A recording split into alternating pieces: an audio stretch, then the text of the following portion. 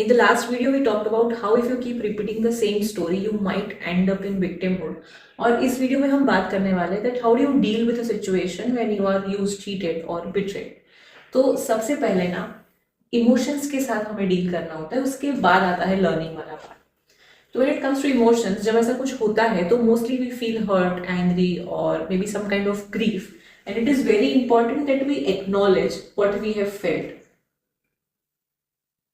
और एक्नॉलेज करने के बाद हमें उसको करना होता है validate. Now acknowledge and validate simply means कि आप उस इमोशन को नाम देते हो कि मुझे ऐसा फील हो रहा है, खुद को वो बताते हो कि हाँ ये फील हो रहा है, and you see where it feels in your body, sensations होते हैं.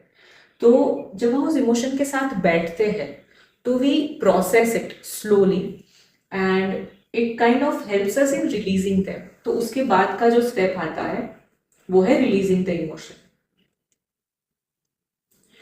बट जब हम इमोशनल काम कर रहे होते हैं उस इवेंट को लेकर, तो सबसे इंपॉर्टेंट चीज ये है कि we acknowledge our own feeling. For example, I am feeling dash, जो भी आप फील कर रहे हो, हर्ट और एंग्री और वॉट एवर.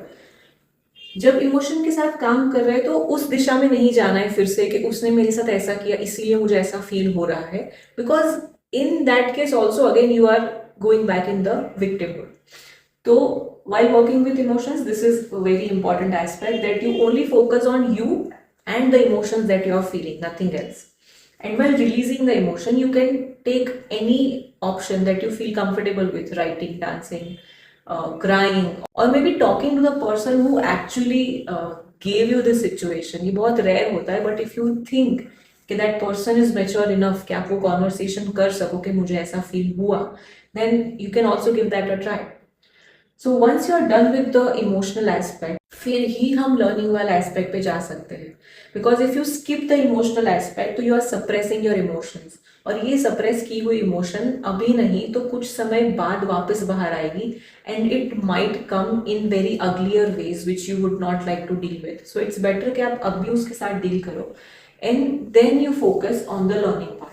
अब लर्निंग पार्ट में हम ये समझेंगे कि जो भी हुआ वो हमारे साथ क्यों हुआ और हम उसमें से क्या सीख सकते हैं, and I will talk about that in the part 3 of this video.